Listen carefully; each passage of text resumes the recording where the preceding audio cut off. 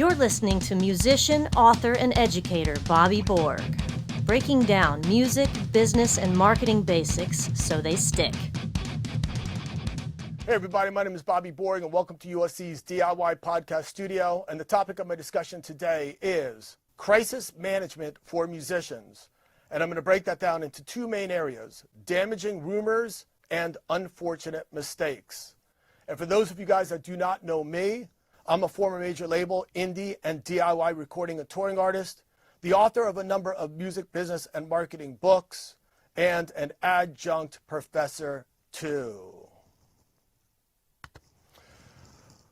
So hey you guys, the expression all publicity is good publicity is not necessarily always true. Good news travels fast, but bad news travels way, way, way faster. So this brings us to the topic of our discussion today and to two main points. So let's get to them.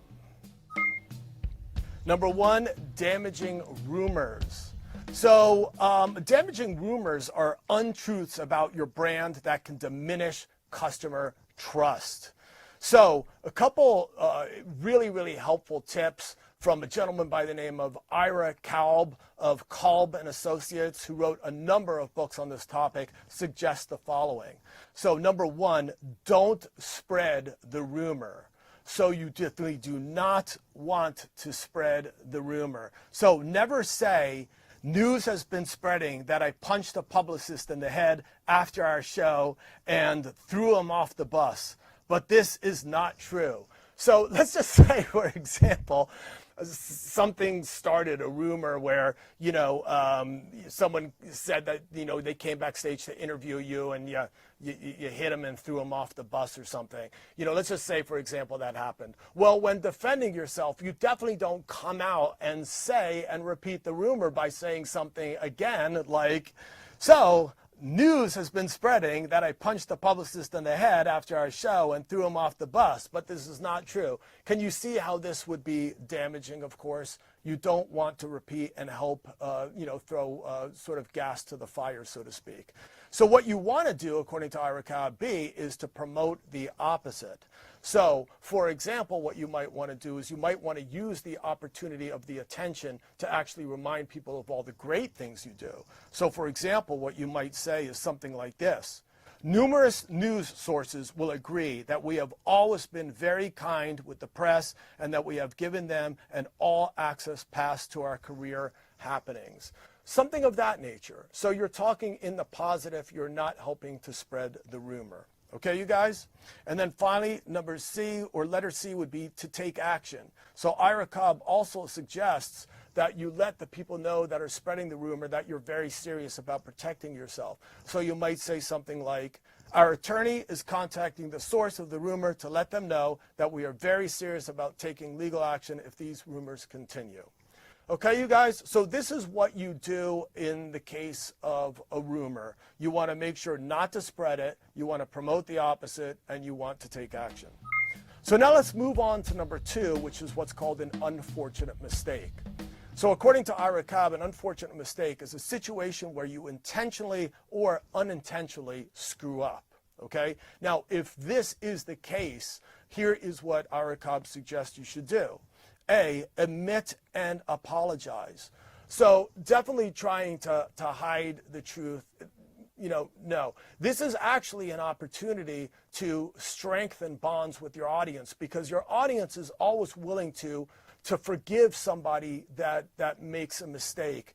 And if you are forthright and you are transparent and honest and say, look, we messed up and we apologize for it, this is probably in your best interest. So let's take a look at it. You might say something like, we deeply regret and apologize to all our fans for our bad behavior on stage and our poor performance last night.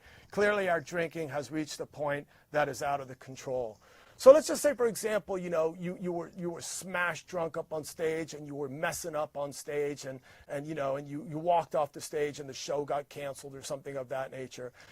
Rather than sort of avoid the truth, which is like your drinking's getting out of control, admit it, come out, apologize, own it, and people actually, your bond with your audience can actually strengthen by that. They'll appreciate that.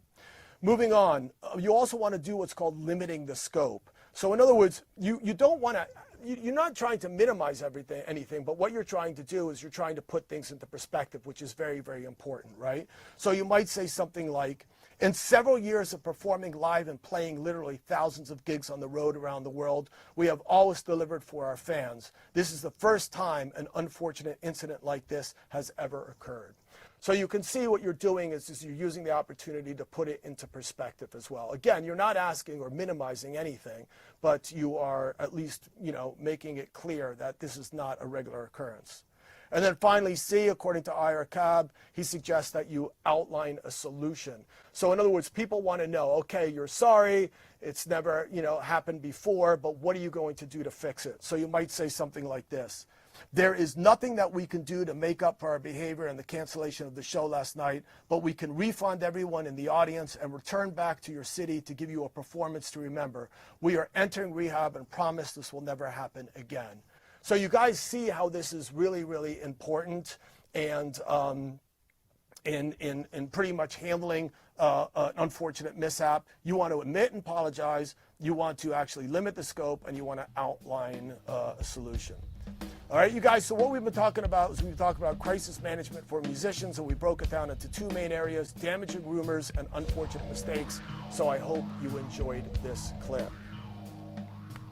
So hey everybody, my name is Bobby Borg, and we're just trying to break down music business and marketing basics so that they stick. Please be sure to check out other clips, and please be sure to share, comment, like, subscribe, etc. Please also be sure to check out my books, Music Marketing for the DIY Musician and Business Basics for Musicians. And as I always say at the end of this clip, you guys, peace, and thank you very much for watching.